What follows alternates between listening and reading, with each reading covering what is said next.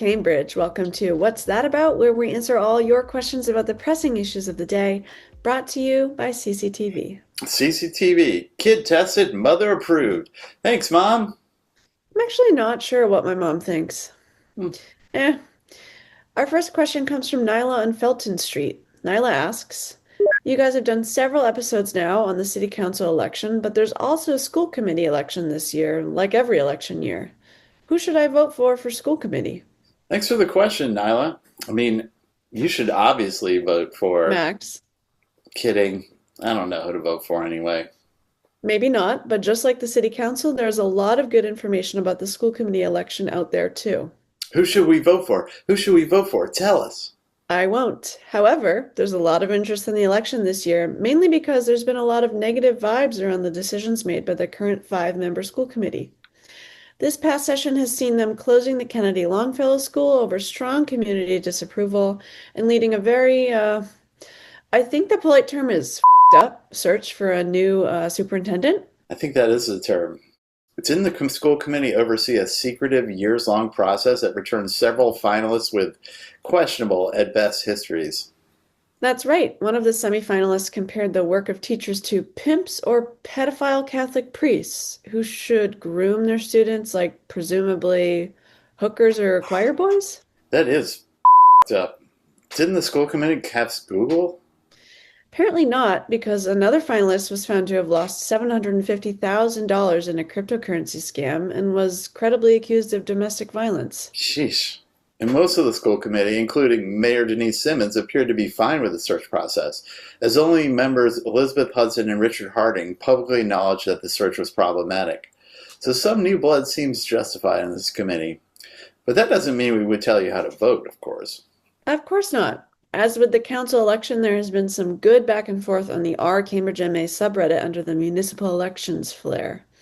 And liberal local citizen activist Itmar Turner Troring has provided a good overview on his own website reflecting his political views here.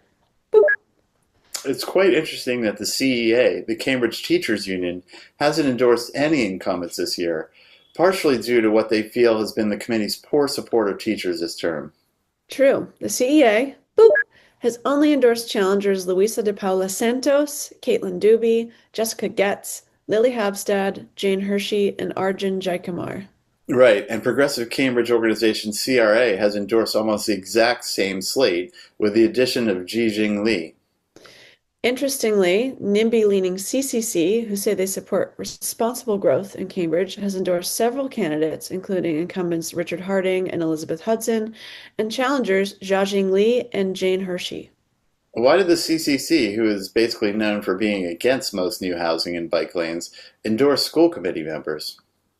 On their website, their position on schools is pretty anodyne, mentioning universally popular issues like collegiality and metrics.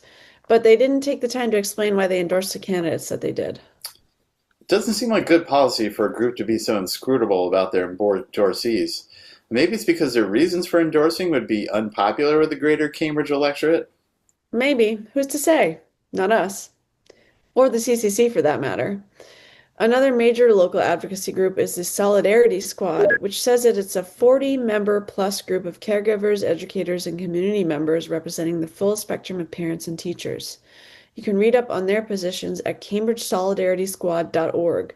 They cover many important issues at play during this election. One important issue facing the next school committee will be the reintegration of algebra into the middle school curriculum. Past committees removed algebra as a requirement, but after much public clamor, algebra is back on the menu, boys. Right, which all candidates say they support, but there are, of course, widely different opinions on how to best do that. The Cambridge Advanced Learning Association held a forum on September 15th on this very issue. You can read coverage of this forum on Cambridge Day, boop, and also watch the entire forum on CCTV Cambridge's election YouTube page here. Boop. Math is hard, but voting isn't.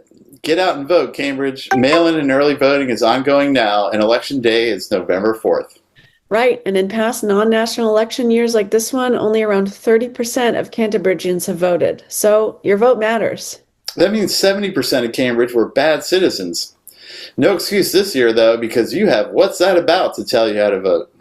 Again, we never did that, but you should still vote, Cambridge. Until next time, Cambridge voters, we'll see you first.